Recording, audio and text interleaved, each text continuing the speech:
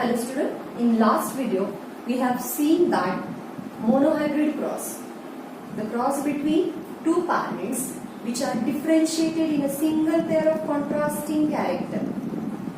Then that monohybrid cross, it is used to explain the laws of Mendelian inheritance. या व्हिडिओमध्ये आपल्याला मेंडल्सचे lodge बघायचे. The laws which is given by Mendel, the laws of inheritance which explain the inheritance. There are three laws which is explained by Mendel. Two laws explained with the help of monohybrid cross and one law it is explained with the help of dihybrid cross. Today we learn the first law of inheritance, that is the law of dominance or the first law of inheritance. The law of dominance, it is also called as first law of inheritance and it is explained with the help of monohybrid cross. जे आपण मागच्या व्हिडिओमध्ये बघितलंय monohybrid cross, त्याच्या मदतीने आपल्याला त्याला apply करून आपल्याला लॉ ऑफ डॉमिनन्स एक्सप्लेन करता येतो. Therefore we are learn monohybrid cross priorly than the law of dominance. त्यामुळे आपण तो आधी शिकलोय. तर according to the NCERT syllabus पूर्ण जे पॉइंट्स आहेत छोटे छोटे लॉ ऑफ डॉमिनन्सचे केलेले किंवा स्टेटमेंट दिलेले, it is according to the NCERT as well as state board copied NCERT. NCERT आणि स्टेट बोर्ड सेम आहे या वर्षीचं. दॅट फर्स्ट पॉइंट आपण बघू. लॉ ऑफ डॉमिनन्स साठी स्टेटमेंटच्याही आधी आपल्याला काही पॉइंट इथे एक्सप्लेन करायचे. Every law has its own statement and example and explanation of that statement. But first point of a law of dominance, that character controlled by a discrete unit called as a factor. Every character, every trait, it is controlled by a factor. Factor, that term it is given by Mendel. Mendel ही दिलेली term आहे. But now it is called as a gene. Later on it is called as a gene by the Johanson. नंतर याला जोहान्सननी नाव दिलं, पण Mendel आधी त्याला काय म्हणायचा? फॅक्टर म्हणायचा. What is factor? That every trait, every feature, every character of an organism it is controlled by a discrete unit. What is a discrete? It is an separate, it is an individual, it is independent unit. एक वेगळं स्वतंत्र असं unit आहे character control करणारं. त्या युनिटला, त्या सेगमेंटला काय म्हटलं गेलेलं आहे मेंडलनी? That is called as factor. Every character, every trait controlled by a factor. There is something, जसं आपण मॅथमध्ये एक्स म्हणतो, असं काहीतरी आहे की जे कॅरेक्टरला, गुणधर्मांना ऑर्गॅनिझम मध्ये कंट्रोल करतं. That may be in the plant, may be in the animal, may be in the human being. कुठल्याही ऑर्गॅनिझम मध्ये असो एखादा गुणधर्म, मग तो एक्सटर्नल असो किंवा इंटरनल असो, त्याला कंट्रोल करणारं जे काय समथिंग आहे, जे काही कन्सिडरेशन आहे आपल्याला, त्या समथिंगला इथे मेंडलनी काय म्हटलेलं आहे? फॅक्टर. जसं मॅथ मध्ये आपण कन्सिडर करतो something is consider as X, that X it is in biology, in genetics, it is called as a factor. But later on it is described as a gene. नंतर त्याला gene म्हटलं गेलेलं आहे. Completely आपल्याला जर common याच्यामध्ये डॉमिनन्सला explain करायचं असेल तर आपण त्याला थोडक्यात काय म्हणतो? वर्चस्व. कुठल्याही ऑर्गॅनिझम मध्ये वर्चस्वाचा नियम काय असतो, गुणधर्मामध्ये वर्चस्वाचा नियम काय असतो, तो आपल्याला या पॉइंट मधून एक्सप्लेन करायचा आहे. तर फर्स्ट पॉइंट आपण बघितला की कुठलंही कॅरेक्टर फॅक्टरनी कंट्रोल केलं जातं. Then what is the factor? फॅक्टरची डेफिनेशन आपण बघितलेले टर्मिनॉलॉजीज मध्ये. डेफिनेशन मध्ये it is a unit of heredity. एक हेरिडिटीचं युनिट आहे and it explain how the heredity is transfer. It is the unit of heredity and it explains how the character transmitted from one generation to another generation. त्याला आपण factor म्हणू. Which explain the expression of character. Factor कशाला म्हणता येईल? हे एक हेरिडिटीचं unit आहे. It is an particle which transmit from one generation to another generation. It is an particle which is responsible for the expression of a trait. It is an particle which is responsible for expression, means it is indirectly responsible for the formation of a polypeptide chain. जेव्हा शरीरात एखादं character तयार होतं, गुणधर्म express होतो, त्या गुणधर्माच्या एक्सप्रेशनसाठी, त्या कॅरेक्टरच्या एक्सप्रेशनसाठी आपल्याला पर्टिक्युलर प्रोटीन रिस्पॉन्सिबल लागतं. and that protein, it is formed by a particular segment of a DNA. Now it is called as a gene, but priorly it is called as a factor. तेव्हा त्याला factor म्हणायचे. म्हणजेच factor काय आहे की character control करणारा एक discrete unit आहे. फॅक्टर हेरिडिटीचं युनिट आहे. फॅक्टर असा पार्टिकल आहे जे एका जनरेशन मधून दुसऱ्या जनरेशन मध्ये कॅरेक्टर ट्रान्समिट करण्यासाठी रिस्पॉन्सिबल आहे. that is called as a factor. Now the second point, that factors always occurs in a pair. Factor नेहमी पेअर मध्ये प्रेझेंट असतात. We are knowing that is the allele. We are knowing gene. Gene, it is a segment or a fragment of DNA which is responsible for the formation of a particular character, which is responsible for the formation of a particular protein. एखादा protein तयार होण्यासाठी एक विशिष्ट डीएनएचा segment responsible असतो. एखाद्या कॅरेक्टरसाठी एखादा डीएनएचा segment responsible असतो. त्याला आपल्याला काय म्हणता येईल? That is called as a gene. And alternative form of the same gene that we are knowing, we are having 46 chromosome, and every chromosome occurs in a pair. We are having a 23 pairs of a chromosome. Consider a first pair of a chromosome, one from a father, one from a mother. That first pair, and on that chromosome, they are externally, morphologically, and genetically similar. On that chromosome, that they are having a similar gene, the gene for the same character. Suppose on the first homologous chromosome that we are having one chromosome from father, another chromosome from mother, and the first gene on the first homologous pair for the color of eye, if father having a black eyes and mother having the brown eyes, then the gene is located on their homologous chromosome on the same locus, on the same position. That means every gene having its alternative pair, one from a father, one from a mother. Some exceptions are there. There are, in some cases, more than two form of a gene is also present. That is called as multiple alleles. But alleles are that alternative form of same gene. एकाच जीनचे alternative form. त्याला आपल्याला काय म्हणता येईल? That is called as alleles. Gene असेल, factor असेल, it is always occurs in pair. Consider that for the axial position of a flower, that is capital A, capital A. For the axial heterozygous position of flower, capital A, small a.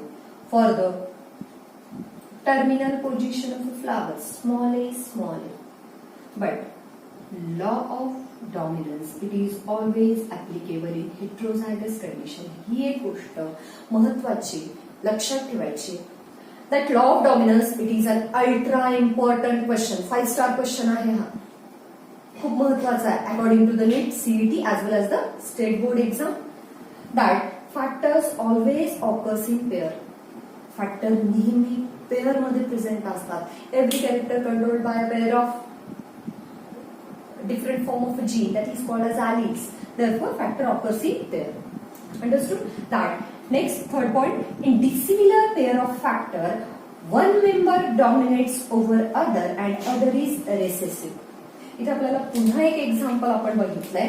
आपण सगळे जे example बघतोय, that example belongs to the pea plant. बघा, consider in a shape of a seed.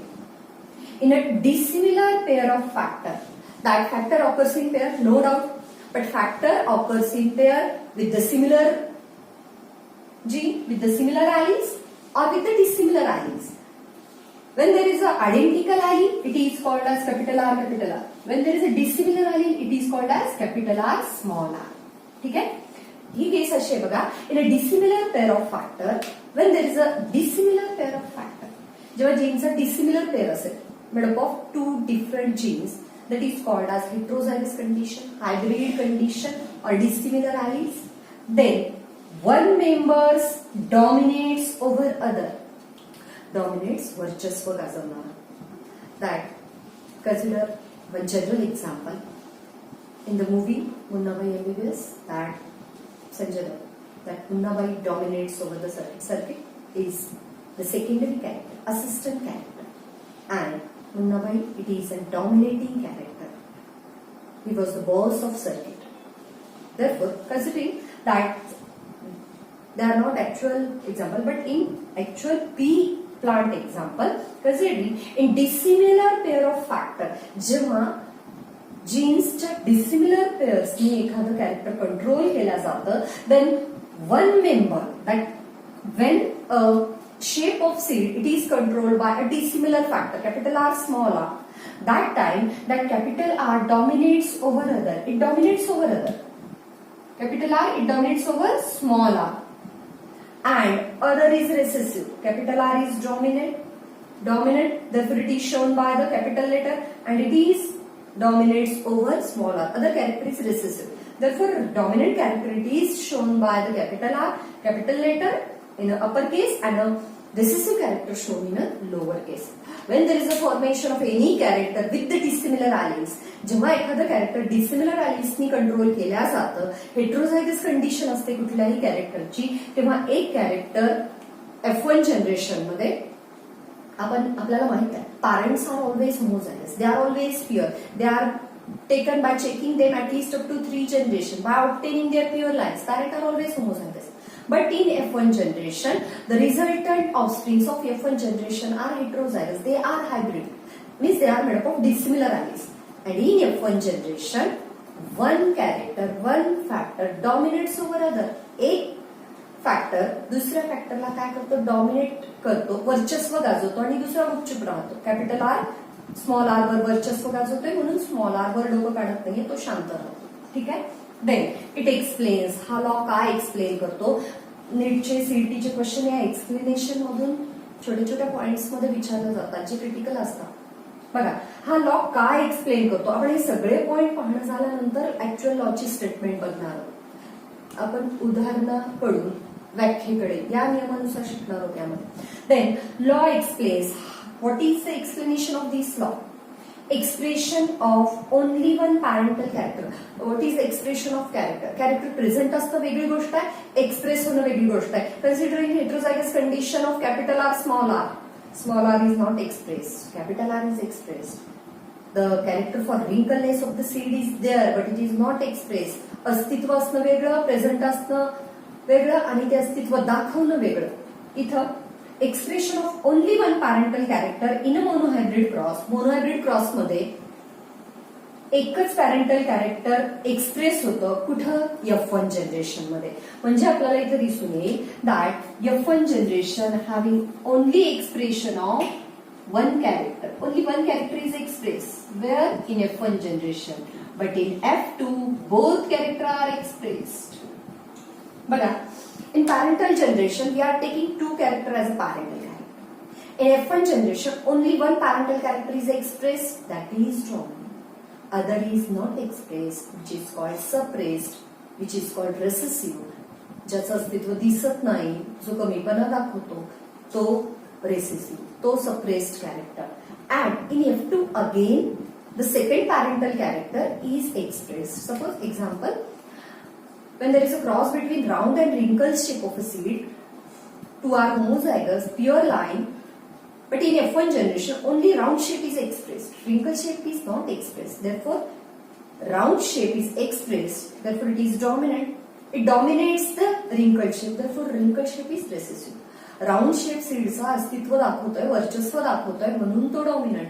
आणि wrinkled shape सुरकुत्या पडलेले वाटाने express होत नाही, दिसत नाहीत आपल्याला, असतात ते तिथे कॅरेक्टर, जीन असतात तिथे, but therefore wrinkleness is recessive.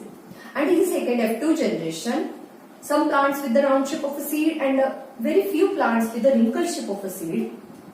Therefore, in F2 generation, expression of both the traits are there, and in F1 generation, only one parental trait is expressed. ठीक है? Law explain expression of only one parental character in monohybrid cross in F1 generation and expression of both the traits in F2 generation. ठीक है? Monohybrid cross मध्ये दोन parents मध्ये जेव्हा cross होतो, दोन होमोझायगस पॅरेंट्स मध्ये जेव्हा क्रॉस होतो, ज्यांच्यामध्ये फक्त एकाच कॅरेक्टरचं इनहेरिटन्स, एकाच कॅरेक्टरच्या पेअरचं इनहेरिटन्स लक्षात घेतलं जातं, that two parents are differentiated in single pair of contrasting character. In a monohybrid cross, only one parental character expressed in F1 and in F2 both the parental characters are expressed. And last one, that this law of dominance also explain the phenotypic ratio, that is a 3:1 ratio in F2 generation. बघा F2 generation F1 मध्ये all 100% कसे आहेत, round शेपचे seeds, tall plant आहेत. But in F2 generation 75% plant, what ever may be the number, आपला cross नंतर किंवा मेंडलच्या cross नंतर कितीही प्लांट तयार झालेले असो त्यापैकी वाचलेले किती आहेत, आणि त्या प्लांट्स मधले जवळपास 75% प्लांट्स कसे असतील, राउंड शेपचे सीड्स असलेले असतील, आणि 25% कसे असतील किंवा 25 पेक्षा थोडी कमी थोडी जास्त नियर अबाउट कसे असतील, रिंकल शेपचे असतील.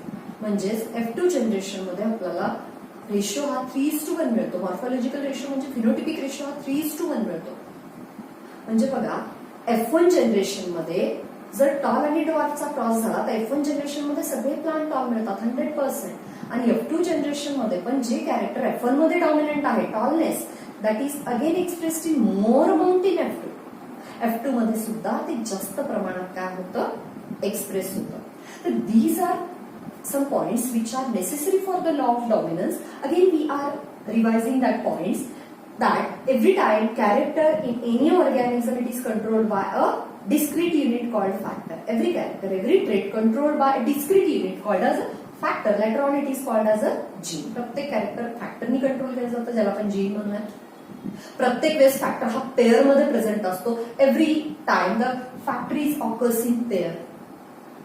Then that alternative pairs of a factor that is called as alleles, but factor occurs in pairs. ठीक है. Then in a dissimilar pair of factor, one dominates over other and other is remain suppressed. जेव्हा dissimilar एलिल्सनी factor बनला जातो, हे हा law similar alleles साठी applicable नाहीये. That in dissimilar pair of factor one dominates over other and other is remain suppressed. एक दुसरा डॉमिनेट करतो आणि दुसरा शांत राहतोय, अस्तित्व दाखवत नाही. आणि शेवटी आपण बघतोय that expression of only one parental character in a monohybrid cross in F1 generation. Monohybrid क्रॉसच्या F1 जनरेशन मध्ये फक्त एकच पॅरेंटल कॅरेक्टर एक्सप्रेस होईल, आणि F2 मध्ये दोन्ही पण पॅरेंटल कॅरेक्टर काय होतील, एक्सप्रेस होतील. आणि F2 जनरेशनचा फिनोटिपिक रेशो 3:1 रेशो, हा रेशो पुन्हा एकदा एक्सप्लेन करेल की डॉमिनन्स हे F1 मध्ये तर आहेच, पण F2 मध्ये पण एकच पॅरेंटल कॅरेक्टर जास्त रिप्रेझेंट होतं, जास्त अमाऊंट मध्ये, जास्त पर्सेंटेज मध्ये, दुसरं खूप कमी पर्सेंटेज मध्ये. ठीक आहे. Then we will come to the main point, ultra point of this law, that is the statement of this law. या क्वेश्चनची नीड काय, गरज काय, काय काय लिहायचं आपल्याला या क्वेश्चनसाठी, स्टेट कोड साठी मी सांगेन. हे कॉमन सगळ्या स्टुडंटसाठी. First, that is the statement of this law.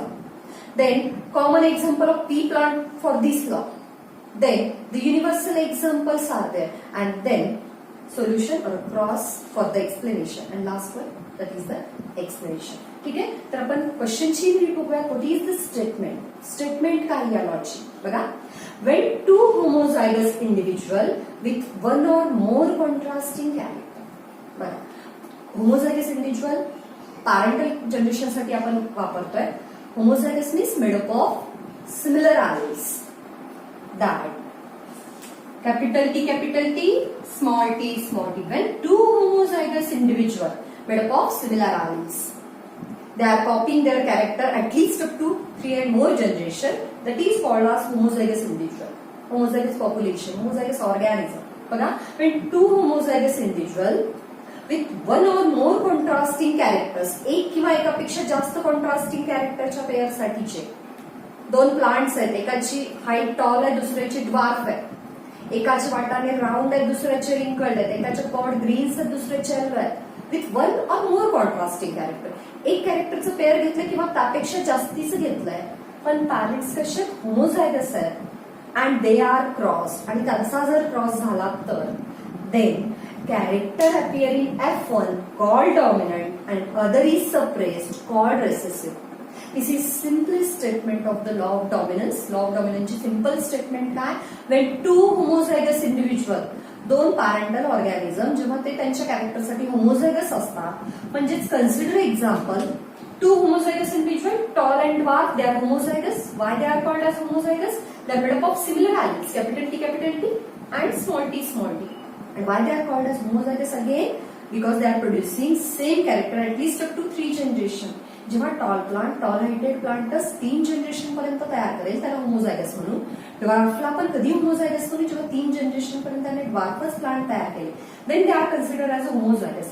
And when they are crossed, when 2 homozygous parent for one or more contrasting trait, इथं आपण फक्त हाईट साठी घेतलंय, मग त्यांचं शेप असो सीड्सचं, कलर असो पॉडचा, they are taken. If they are crossed, जर त्यांचं क्रॉसिंग झालंय तर F1 जनरेशन मध्ये बघा. In F1 generation, only one parental character, only capital T is expressed over small t. Capital T फक्त expressed होता है. Therefore, all plants are tall in F1.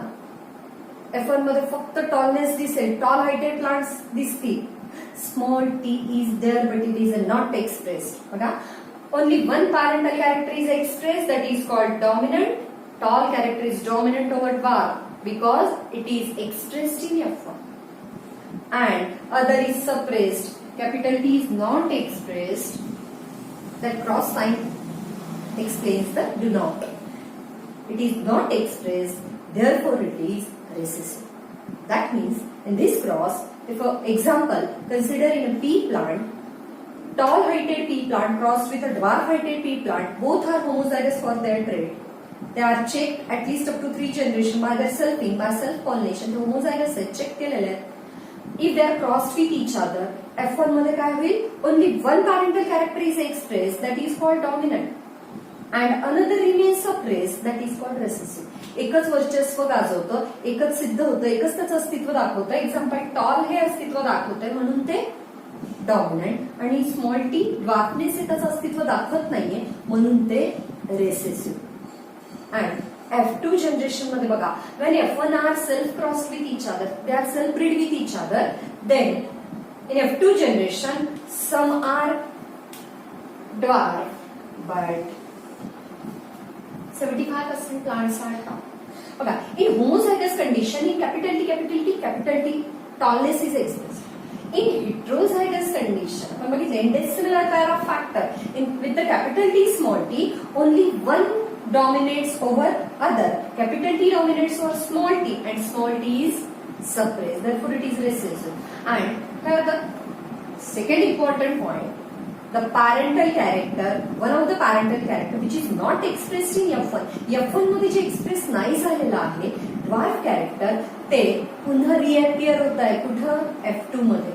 म्हणजे F1 मध्ये दोन्हीपैकी एकच पॅरेंटल कॅरेक्टर एक्सप्रेस होईल, त्याला डॉमिनंट म्हणू आपण, आणि F2 मध्ये होमोझायगस आणि हेटेरोझायगस कंडिशन मध्ये जे एक्सप्रेस होईल त्याला डॉमिनंट. जे फक्त आणि फक्त होमोझायगस कंडिशन मध्ये एक्सप्रेस होतं त्याला आपण रिसेसिव्ह म्हणतो.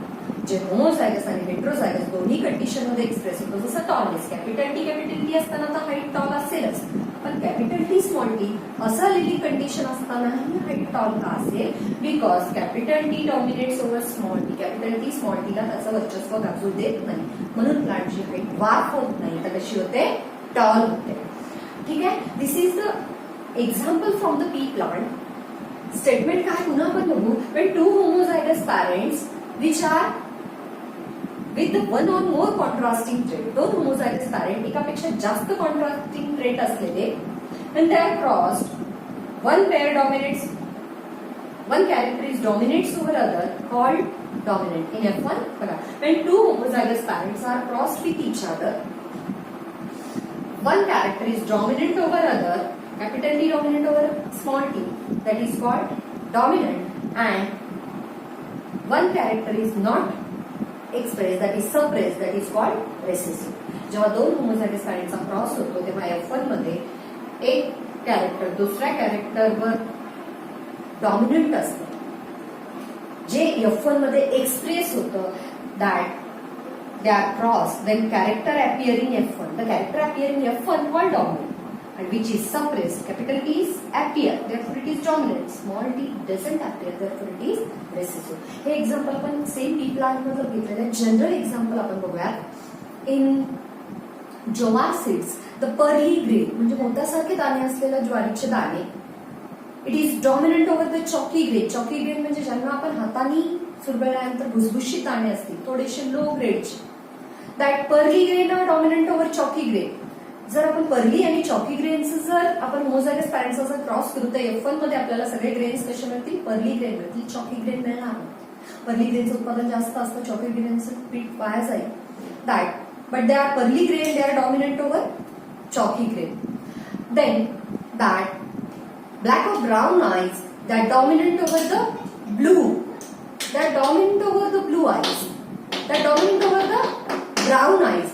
For example, next that is the black color in the guinea pigs that are dominant over the gray, white or the brown in the guinea pigs. Guinea pigs जे experiment साठी आपण rabbit's वापरतो, ससे वापरतो, त्यांच्यामध्ये आपल्याला black colour हा dominant, आपल्याला जास्त व्हाईट बघायला मिळतात ससे, but they are belongs to the recessive condition. जेव्हा एखाद्या ऑर्गॅनिझमला दोन्ही पॅरेंट्स कडून रिसेसिव्ह जीन मिळतात तेव्हा तो रिसेसिव्ह होतो. बघा स्मॉल टी दोन्ही पॅरेंट्स कडून रिसेसिव्ह जीन मिळालेले तेव्हा तो रिसेसिव्ह होतो. Again example, curly hairs in human beings, it is one of the dominant characters. Straight hair are recessive character, but we do not having the curly hairs. All are having the recessive character from both their parents. This law of dominance, it is not universally accepted. Exception is there. आपल्याला Mendelian इनहेरिटन्सचा काही exception आहे. Law of dominance जगभरात मान्य नाहीये का? Suppose example, आपण बघतोय गुलमोहराच्या झाडामध्ये ज्याला आपण 4 o'clock प्लांट म्हणतो, scientifically it is called as Mirabilis jalapa. In that 2 variety are there, one is with red flower, another with the white flower. They are crossed with each other, they are homozygous for their trait, and in F1 generation pink color of flower is produced. Why? Because one color is not completely dominant over other. The red color of flower or white color of flower not completely dominant over other. Therefore, they are incompletely dominates each other. Therefore, expression of mixed trait is there. That is pink color of flower. Could in a snapdragon flower also. Same example, copy. Purple and white color flower produces a faint pink or faint purple colored flower is there. Therefore, law of dominance, it is not universally accepted. That many characters are there which explain the law of dominance. खूप साऱ्या character मध्ये आपल्याला human beings मध्ये, plants मध्ये बघायला मिळतील.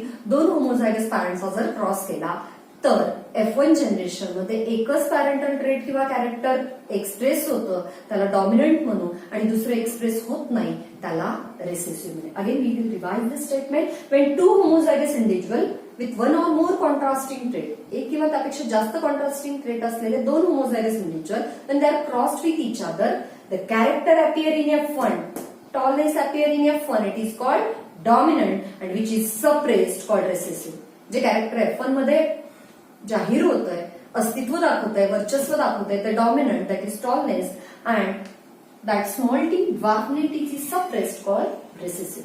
And see, one more truth is there, that in F2 generation the character appear in more amount. That tallness, it is expressed in homozygous, but it is also expressed in heterozygous condition. And the law of dominance, it is applicable for dissimilar pair of allele, for the heterozygous condition only. Homozygous condition मध्ये तर tallness express होईलच, पण heterozygous condition मध्ये पण explain. आपल्याला monohybrid क्रॉसच्या साहाय्याने हा law of dominance explain करता येईल. The first statement, general example, common example from the society, then this law is universally accepted or not accepted, and some points are there which helpful for the explanation of the law of dominance. That every character controlled by factor appears in pairs, then in a dissimilar pair of factor, one dominates over other, another is recessive. That in F1 generation only one parental character is appear, in F2 generation both parental characters are appear. This is the law of dominance. This is all for today's video. Thank you. Please like and share my videos and subscribe for my channel. Thank you.